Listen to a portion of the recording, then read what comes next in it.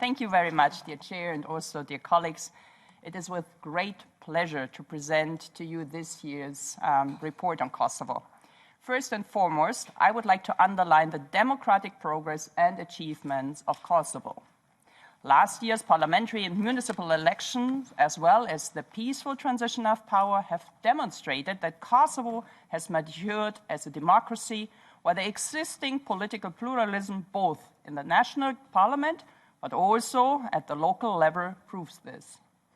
Kosovo has shown that it is capable to conduct a well-organized, free and largely fair election. And our chief observer of Kosovo can probably also prove this. What is regrettable is the lack of political competition in the Kosovo Serb municipalities due to the monopoly of the Lista Srpska and the low participation of women. I want to further commend Kosovo for advancing its rule of law reforms necessary for European integration. The reforms are very much needed, as judiciary is inefficient and prone to political influence. We welcome the proposal for the reform of the prosecutorial system, while underlining that the vetting process must be fully aligned and coordinated with the EU standards and institutions, including the opinion of the Venice Commission.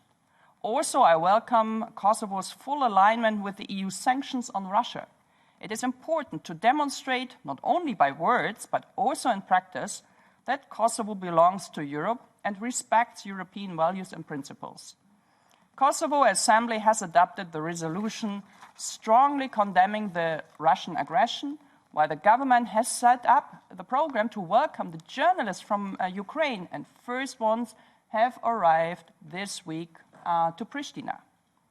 Fight against corruption and organized crime has been one of the priorities of the current government.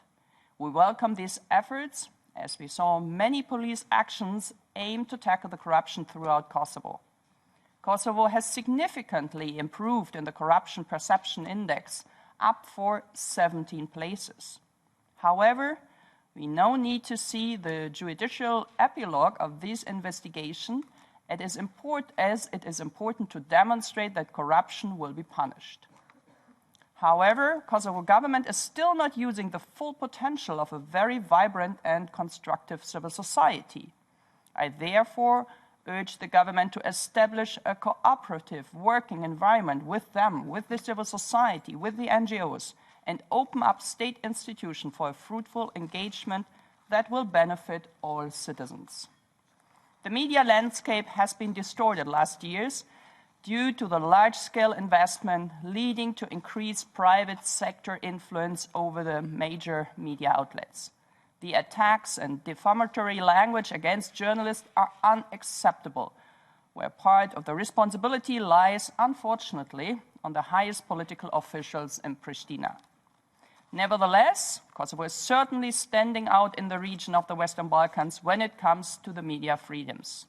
And the appointment of a new government board of Radio Television of Kosovo is going to lead the depolitization of the public broadcaster. Unfortunately, despite the new impetus with the appointment of the EU Special Envoy for the dialogue, I regret to note that the EU facilitated dialogue between Kosovo and Serbia is not a priority for the current government, which remains a precondition for Kosovo's EU integration. The dialogue has to become a political priority, and we would like Kosovo not to be seen by its key international partner as a less constructive party in the dialogue. Instead, we would like to see Kosovo as the forthcoming side, and further steps such as concretization of agreements reached regarding the electricity, car license plates and missing persons are very much needed. Furthermore, Kosovo should use the new window of opportunity with its allies, as there is a full transatlantic cooperation and synchronization on the dialogue, to push for the more proactive, transparent and decisive conduct of the dialogue. And of course, the European Parliament is ready to support and closely monitor this in the coming period. I furthermore regret that the Kosovo government has not found a way to involve the Serb community in its political, social and economic life, as it is the best way for internal reconciliation and implementation of the Brussels Agreement. The lack of implementation of Kosovo's Constitutional Court judgment regarding, for example, the Visoki Dečani monastery is also regrettable, as it would contribute to better inter-ethnic relations with Kosovo. Kosovo also needs to step up its work on the energy strategy, as it should trace the way for green agenda and decarbonization of Kosovo's energy system and industry in the coming years. The energy strategy is being announced as one of the milestones in Kosovo's sustainable development program, and I want to underline that the EU will stand aside Kosovo in order to achieve the climate neutrality goals and energy transition.